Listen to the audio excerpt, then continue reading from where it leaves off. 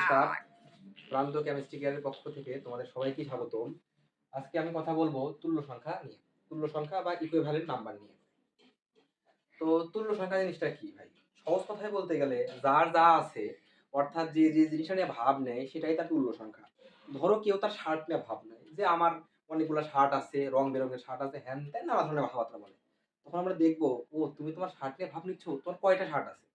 সে বললো আমার কাছে ৫টা শার্ট আছে, তাহলে তার তুল্য সংখ্যা ৫। কেউ তার কলম নিয়ে ভাব নেয়, তো তখন আমরা দেখবো তুমি তোমার কলম নিয়ে ভাব নিচ্ছ, তোমার কাছে কয়টা কলম আছে? সে বললো আমার কাছে 10টা কলম আছে, তাহলে তার তুল্য সংখ্যা হচ্ছে 10। তুল্য সংখ্যাকে ই দ্বারা প্রকাশ করা হয়, ই দ্বারা প্রকাশ করা হয়। তো আমরা ধীরে ধীরে মানে বিভিন্ন ধরনের তুল্য সংখ্যা দেখবো, এসিডের তুল্য সংখ্যা, ক্ষারের তুল্য সংখ্যা। তো এক এক করে আমরা সব দেখবো। আমরা এখন দেখবো এসিডের তুল্য সংখ্যা। তোমরা কি কেউ জানো এসিড কি না ভাব নেয়? ছোটবেলায় আমরা পড়ছি, ছোটবেলায় আমরা 9-10 এ পড়ছি যে জলীয় দ্রবণে যারা H+ ত্যাগ করে তারাই হচ্ছে এসিড। তাহলে এসিড যেহেতু আমাদের জলীয় দ্রবণে হাইড্রোজেনের সংখ্যা দান করে, তো তাহলে এসিড 100% হাইড্রোজেন নিয়ে ভাব নেয়। তাহলে এসিডের তুল্য সংখ্যা বের করবো কি দিয়ে? আমরা যতগুলো হাইড্রোজেন থাকবে ঠিক ততগুলো। বাট আমি একটা জিনিস লেখা রাখছি, প্রতিস্থাপিত H+ এর সংখ্যা। এটা হচ্ছে আমাদের অ্যাকুরেট যে মানে তুল্য সংখ্যাটা, মানে বের করার যে ফর্মুলাটা। এখন ভাই প্রতিস্থাপিত জিনিসটা কি? প্রতিস্থাপিত অর্থাৎ বিক্রিয়ায় যতগুলো অংশগ্রহণ করতে পারবে, বিক্রিয়ায় অংশগ্রহণ করা হচ্ছে প্রতিস্থাপিত। এটা হচ্ছে আমাদের অ্যাকুরেট ফর্মুলা। বাট আমরা যদি মানে শর্টকাটে মনে রাখতে চাই তাহলে হবে হচ্ছে যে যতগুলো হাইড্রোজেনের সংখ্যা ততগুলো এসিডের তুল্য সংখ্যা। যেমন আমরা উদাহরণ দিই, ধরো যে সালফিউরিক অ্যাসিড লিখলাম, H2SO4, এর তুল্য সংখ্যা কত হবে? হাইড্রোজেনের সংখ্যা আছে 2, তাহলে তুল্য সংখ্যা হবে আমাদের 2। হাইড্রোক্লোরিক অ্যাসিড, এখানে হাইড্রোজেন সংখ্যা আছে 1, তুল্য সংখ্যা হবে 1। তারপরে লিখলাম নাইট্রিক অ্যাসিড HNO3, এর তুল্য সংখ্যা কত হবে ভাইয়া? একটা হাইড্রোজেন আছে, তাহলে তুল্য সংখ্যা হবে 1। এখন আমরা দেখবো ইথানোয়িক অ্যাসিড CH3COOH, এর তুল্য সংখ্যা কত হবে ভাই? 3 আর 1 4, 4টা হাইড্রোজেন, তাহলে 4। কিন্তু না ভাই, এটা ভুল। এখন হচ্ছে কেন? আপনি একটু আগে বললেন যতগুলো হাইড্রোজেন ততগুলো তুল্য সংখ্যা। ভাই আমি এর একটা কথা লিখছি যে প্রতিস্থাপিত H+ এর সংখ্যা। ইথানোয়িক অ্যাসিডে শুধুমাত্র এই হাইড্রোজেনটাই প্রতিস্থাপিত হতে পারে। যদি আমরা ইথানোয়িক অ্যাসিড একটা বিক্রিয়া লিখি, ethanoic acid plus sodium hydroxide বিক্রিয়া করে উৎপন্ন করবে সোডিয়াম অ্যাসিটেট CH3COONA প্লাস পানি, এটা একটা লবণ। তো এই হাইড্রোজেনটাই শুধুমাত্র প্রতিস্থাপিত হয়েছে, এই জন্য একটা হাইড্রোজেন প্রতিস্থাপিত হতে পারে, এই জন্য ইথানোয়িক অ্যাসিডের তুল্য সংখ্যা হচ্ছে 1। এখন আমরা দেখব phosphoric acid H3PO4, phosphoric acid.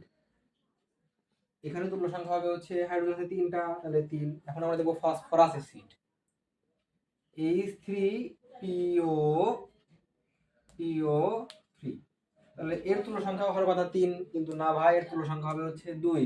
কেন ভাই? প্রতিস্থাপিত H+ এর সংখ্যা। এই ফসফরিক অ্যাসিডের 3টা হাইড্রোজেনই প্রতিস্থাপিত হতে পারে, বাট এই ফসফরাস অ্যাসিডের 2টা হাইড্রোজেন প্রতিস্থাপিত হতে পারে। কেমনে? আমরা স্ট্রাকচার আকারে বুঝতে পারবো। এর গঠনটা হবে হচ্ছে পি আছে মধ্যে, আর এই যে ওইস ওইস আর হচ্ছে একটা হাইড্রোজেন, হ্যাঁ, এটা হচ্ছে গঠন।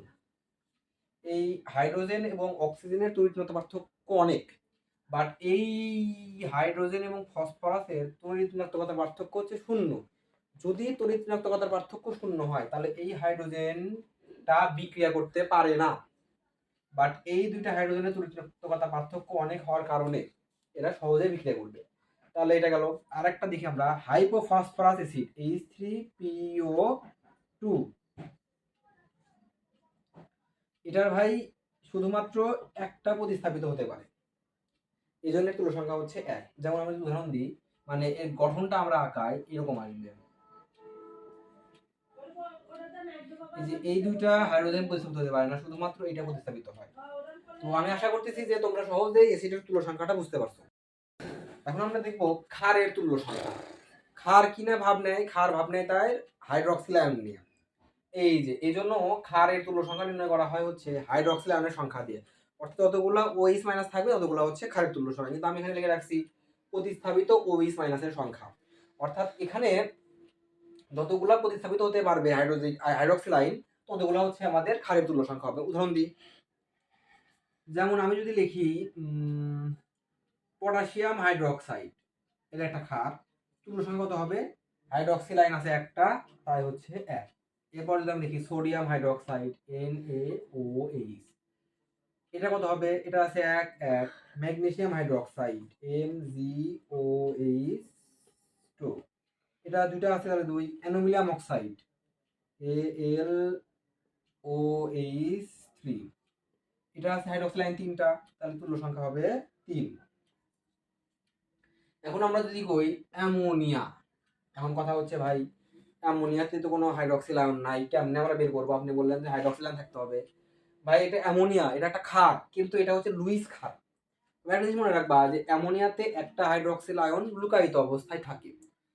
এটা সবসময় মনে রাখবা, মানে সবগুলো ঠিক আছে, মানে প্রত্যেকটা তুমি এই মানে হাইড্রক্সিল আয়নের সংখ্যা হবে ক্ষারের তুল্য সংখ্যা, এইটাতে তুমি যতগুলো ক্ষার আছে বের করতে পারবা। খালি একটা মনে রাখবা যে অ্যামোনিয়াটাই ব্যতিক্রম, যেটাতে একটা লুকায়িত হাইড্রক্সিল আয়ন থাকে। এইটা খালি একটু কষ্ট করে মনে রাখো যে অ্যামোনিয়ার তুল্য সংখ্যা হচ্ছে 1। এখন আমরা দেখবো ধাতুর তুল্য সংখ্যা। ধাতুর তুল্য সংখ্যা বের করা হয় ভাই ধাতুর যোজনী দ্বারা, অর্থাৎ যতগুলো যোজনী থাকবে ধাতুর, ততগুলো ধাতুর তুল্য সংখ্যা। ধাতু বা ধাতু একই, যেমন হচ্ছে আমাদের সোডিয়াম একটা ধাতু, সোডিয়ামের তুল্য সংখ্যা হচ্ছে এই যোজনী হচ্ছে 1, তাই সোডিয়ামের তুল্য সংখ্যা হবে হচ্ছে 1। ম্যাগনেসিয়াম, ম্যাগনেসিয়াম ধাতু, যেহেতু ম্যাগনেসিয়াম যোজনী হচ্ছে 2, তুল্য সংখ্যা হবে হচ্ছে 2। অ্যালুমিনিয়াম, অ্যালুমিনিয়ামের যোজনী হচ্ছে 3, তুল্য সংখ্যা হচ্ছে 3। এভাবে আমরা ধাতুর ধাতু বা ধাতুর তুল্য সংখ্যা বের করতে পারবো। এখন আমরা লবণের তুল্য সংখ্যা বের করবো। লবণের তুল্য সংখ্যা বের করা হয় ভাইয়া ক্যাটায়নের চার্জ ইনটু ক্যাটায়নের সংখ্যা দ্বারা। তো আমরা উদাহরণ দিলে বুঝতে পারবো জিনিসটা। যেমন সোডিয়াম ক্লোরাইড একটা লবণ।